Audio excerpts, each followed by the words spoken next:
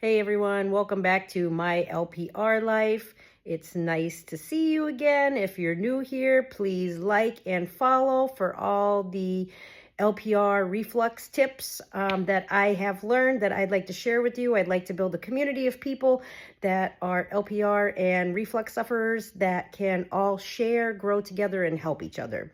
So a little update because I have been sick for quite some time. I have a sinus infection that is slowly healing.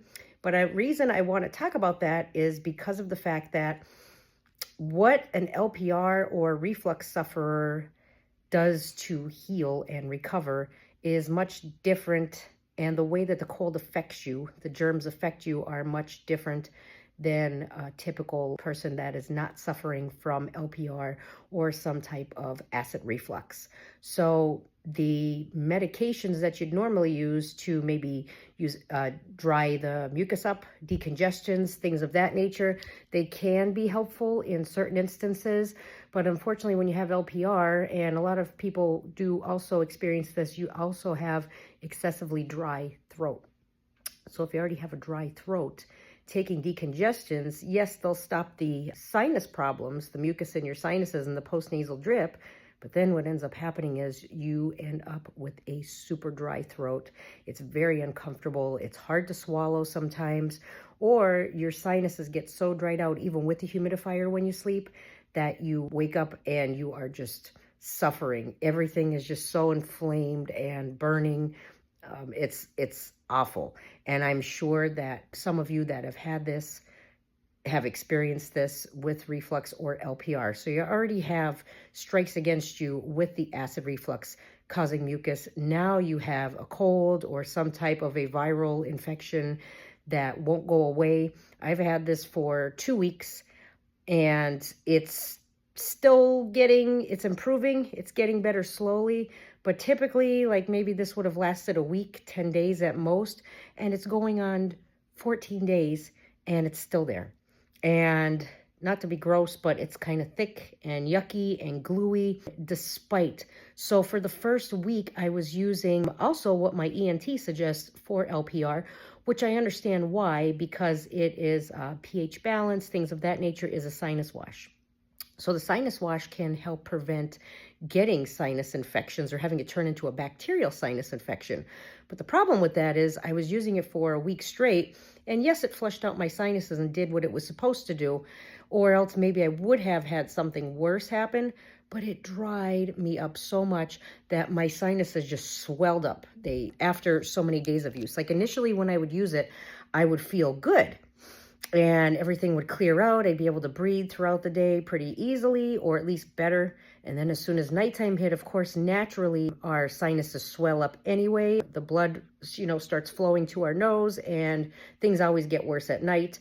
But this also, the saline wash, even though salt is very therapeutic and healing, if you already have inflamed tissues, and this isn't even with a cold or a sinus infection, sometimes if you already have super inflamed tissues, I find, and you may be different, not everybody is the same, and I've learned that LPR is definitely a unique condition, and no two are alike. Some may be similar, but I find, excuse me, and you can hear it's still coming down and affecting me a little bit more in my throat.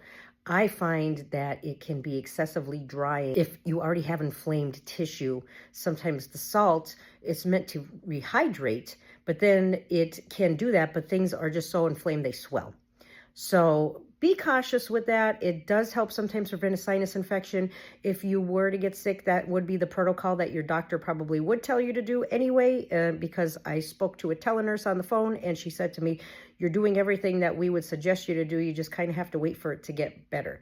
Now, if I had a fever, then it may be going into a bacterial infection and that would require an antibiotic, which I was totally hoping that doesn't happen because I don't want to affect my gut any more than it already has been affected from the LPR. And from last year, if you've been following me, I ended up with strep throat in November. So this has been now about a year since I've been in recovery.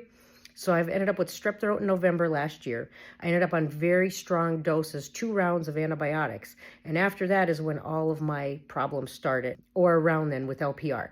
So not sure if it was related or it just happened to happen at the same time.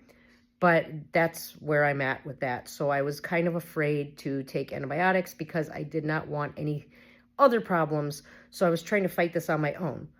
So it can affect you differently. So even though, you have a cold, you want to get better, but the things that help people that don't maybe suffer from LPR or reflux, even though they can be harsh on them as well, are extra harsh on us. So just be cautious of that.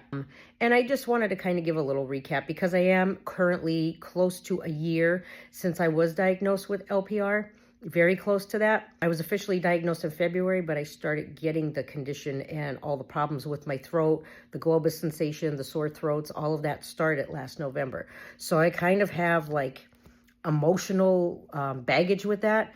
I kind of am nervous, worried about going into the winter season and what that might entail. So it's really stressing me out because of the fact that, I have this condition, and obviously I see that I maybe don't heal as well as others may. So just take care of yourself, be cautious, and be mindful that, yes, a lot of the treatments that people do use to get better from upper respiratory infections are the same for LPR and reflux sufferers. But if you feel that something actually intensifies your symptoms or makes them worse, don't be afraid to talk to your doctor about that and see what their input is about. Now, I spoke to my doctor once about the saline wash, and that I think sometimes it's a little over drying for me, but I do use them, and I had used them before I was diagnosed when I do get a cold, but usually it's only once throughout the cold and not daily, which is what they were recommending. I found that was a little harsh for me. So you have to adjust things as you feel they work for your body, and that's the best advice that I can give you as a current person, LPR sufferer, or someone that is going through this as well. But I do have to give, a lot of people, message me and ask, is there any hope? Because I really feel down about this. It's making me feel really depressed or sad that my life is going to change and it's never going to get better. I am here to tell you that it can get better. Now, again, everyone's condition is different. No two LPR conditions are the same. So, and it also depends on the cause of your LPR. So, of course, eliminating the cause of what triggers your LPR is first and foremost so that your tissue in your throat can start to heal. Once that tissue starts to heal, your throat will be able to tolerate more foods and drinks that you maybe couldn't before. This time last year, or a little after that, I couldn't even take a sip of organic juice box, which is very mild. And now I'm able to comfortably, once in a while as a treat, have a carbonated beverage like a soda. So I'm able to eat a lot of the foods that I enjoyed before, but I'm still mindful about what can trigger reflux. Even though I don't feel like I get any flare-ups, that doesn't mean that they're not happening and that I just don't know. Because remember, this is a silent condition, silent reflux. And I didn't know before that it was happening until it got so bad and the damage. I had sore throats and globus sensations. So I don't want it to get to that point again. So I am mindful. So in other words, substitute certain foods that you do like for foods that are similar but are more alkaline friendly so they don't trigger reflux. Like, in other words, instead of green bell peppers, I use red bell peppers, which are a little bit more LPR and acid reflux friendly. I also blanch the peppers, that means I boil them.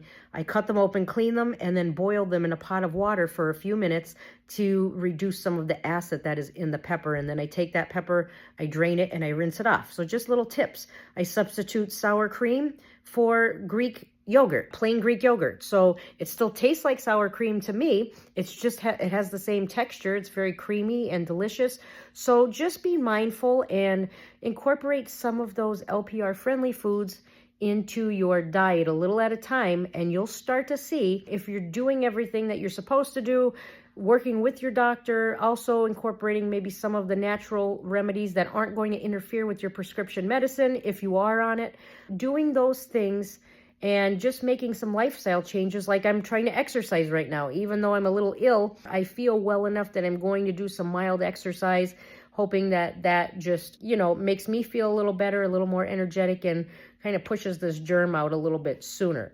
Of course, don't overdo it because your immune system's working overtime if you are sick right now. So it does need a break and you don't need extra inflammation. So do what's comfortable for you, what makes you feel good.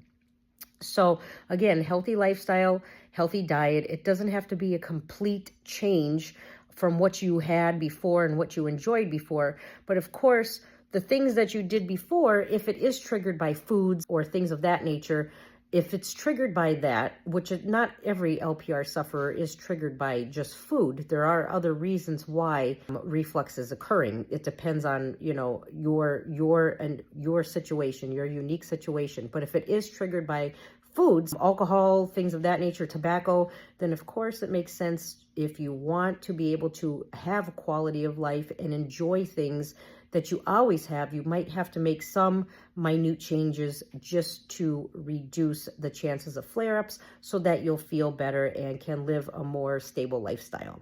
So just little things like that, food for thought. And I'm going to wish you a wonderful weekend. I hope that this talk has helped, and I hope that the update gives you a little hope as well, that there is opportunity for recovery. There is opportunity to have the food you loved again, to enjoy that coffee that you so much wish to have. But first you need to get to the root of the problem and get it under control. And once you do that, the chances can grow that you can still enjoy the things you once loved. So I'm going to wish you a beautiful weekend. Please like, follow, share, comment. I really, again, want to grow a nice community of people that can all work together, grow together, learn together, share together what works for them, what their experiences were. So kind words, please. We're all struggling here and we all just hope to recover. I'm not a doctor in any way, shape, or form, but I am a person that does have a background in fitness and nutrition. And I'm also a person that is suffering with the condition. So I just like to share what I enjoyed or what may have helped me. Not that it's right for you, but you never know. So give it a chance. Catch you again next time. Please like, follow, share, and save.